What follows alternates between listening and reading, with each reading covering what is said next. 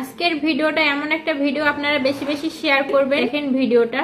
একটা হিন্দু আমার কাছে কালিমা পড়ে মুসলমান হয়েছে, আর একটা মহিলা কালিমা পড়ে মুসলমান হলো।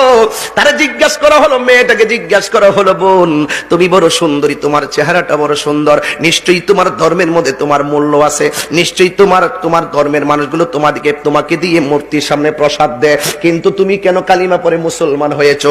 হাজার হাজার মানুষ সাক্ষী আছে।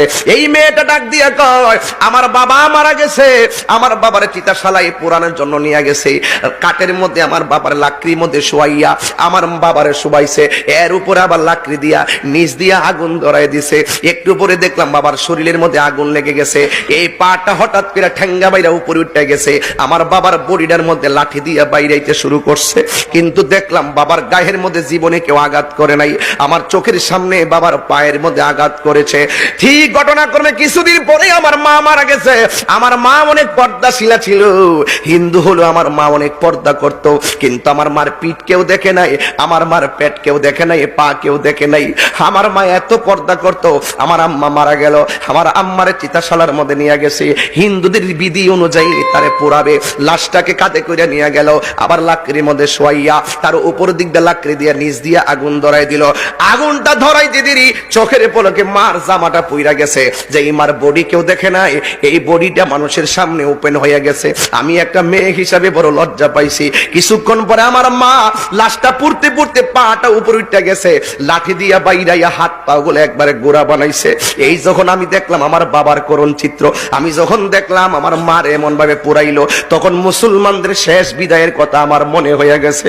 মুসলমানরা মারা গেলে কত সুন্দর করে চতুর্দিকে চারটা কাপড় টানাই, আবার কত সুন্দর গরম জল করে না, একেবারে বেশি গরমও দেয় না, আবার বেশি ঠান্ডাও দেয় না, কুসুম গরম জল। আগে একটু আল্লাহর কাছে দোয়া করব। আমার নবী বলেন সবচাইতে দোয়া কবুলের দুইটা সময়, একটা হলো সানি আযান দেওয়ার পর যে খুতবা পড়ে, খুতবা পড়ার সময় যে প্রথম খুতবা পড়ে যে বসার টাইমটা দাঁড়াইবার আগে, এই সময় দোয়াটা কবুলের সময়। আরেকটা হলো যখন বান্দা ইফতার করতে বসে সূর্য ডুবার টাইম, এই টাইমটা হলো দোয়া কবুলের টাইম। মনে থাকবো? ওকে আরবিতে করুন লাগতো না, হালি এমনি কবেন আল্লাহ আল্লাহ আমরা রোজাটা কবুল করো, এটা পারতেন না? আল্লাহ আমরা বাপ মার গুনাহ মাফ করো, আমিন কোন না কেন?